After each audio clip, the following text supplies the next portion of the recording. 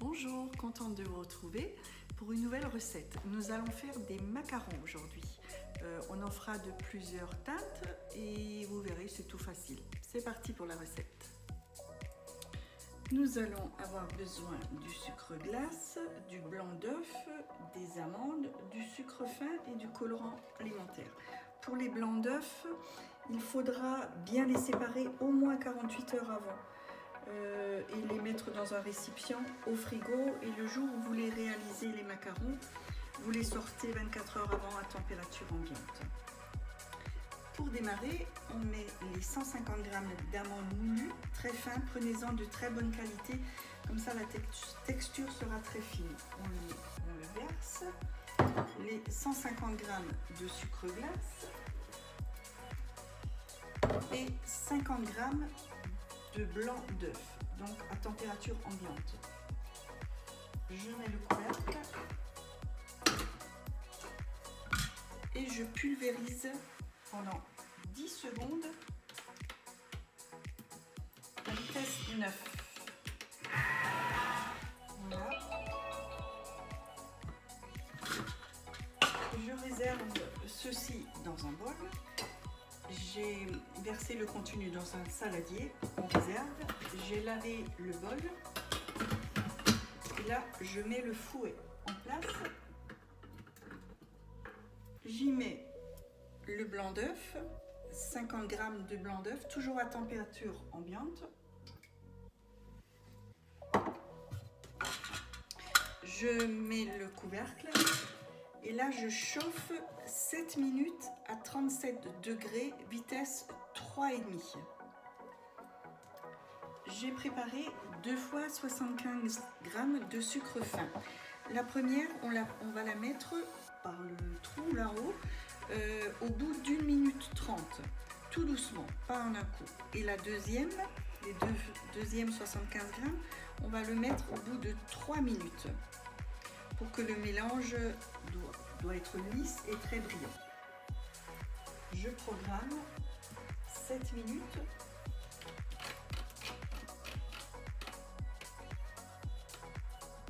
à 37 degrés et à vitesse 3,5.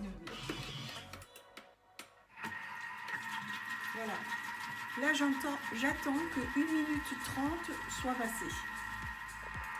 Le temps m'indique bien 5 minutes 30 et je verse ma première partie de sucre fin. Je n'arrête rien du tout.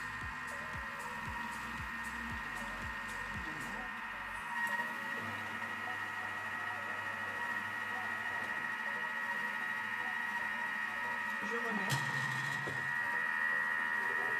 Voilà. Au bout de 3 minutes, on est de passer. Je verse la deuxième partie du sucre, sans le gobelet doseur. On ne met pas, j'ai oublié de le dire. On ne met pas de gobelet doseur. Voilà, j'attends la fin. Les 7 minutes se sont écoulées. Je retire le fouet. Je secoue bien. Et là, avec une spatule en caoutchouc, je verse cette texture qui est bien lisse et brillante dans mes amandes. Donc j'ai bien versé sur mes amandes et là je mélange afin que ces deux préparations soient bien homogènes, sans grumeaux et bien lisses.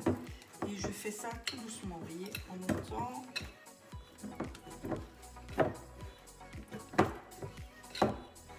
Ne pas casser le blanc d'œuf.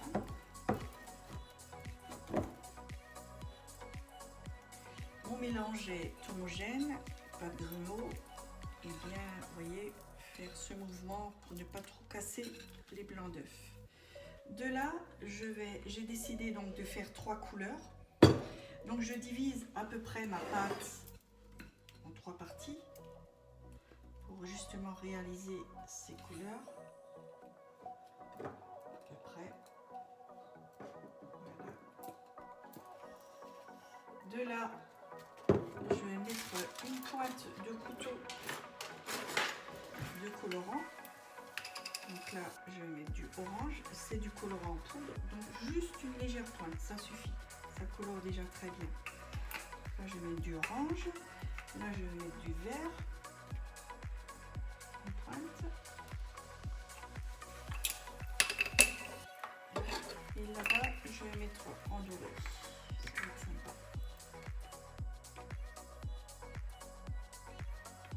Voilà. Et je mélange afin d'obtenir une couleur homogène.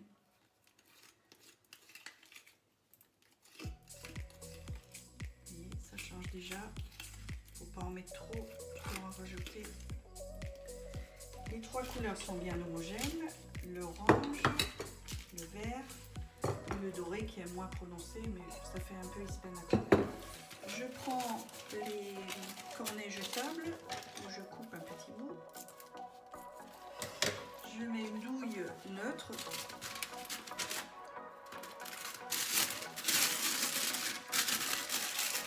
Voilà, je la fais passer.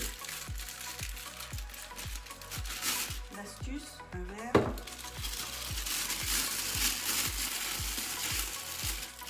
Ça ne va pas passer, mais là ça ne va pas passer. On fait juste un nœud et on enfonce.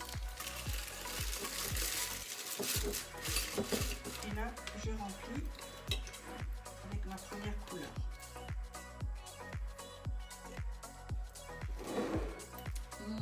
Ma pâte est dans le cornet, ma douille est prête. Je vais la mettre. Je vais dresser mes macarons. Je prends 6 pâtes que j'ai trouvées sur Amazon ou sur les sites qui sont déjà, vous voyez, avec les ronds.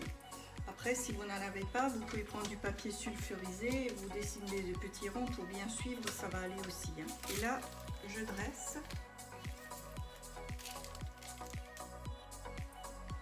Les macarons. Je suis bien le rond.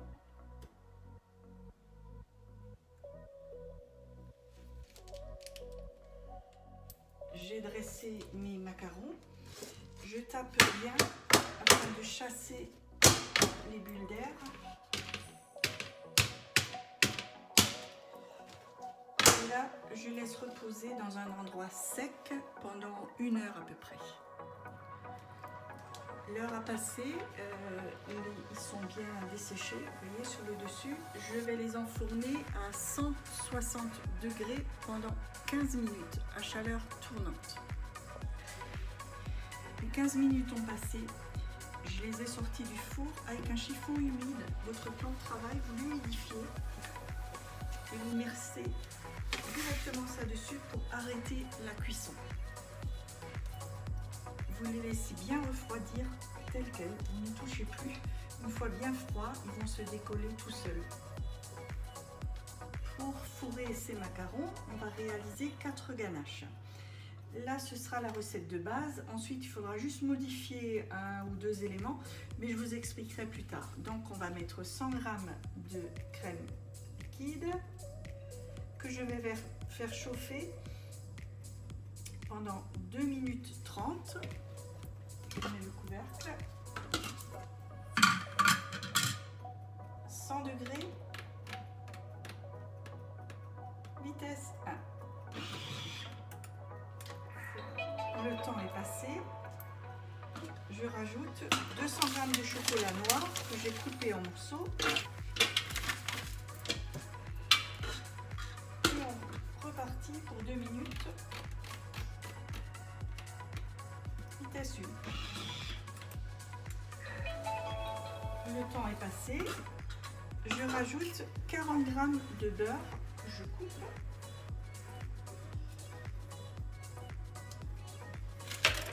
Et là, je mélange.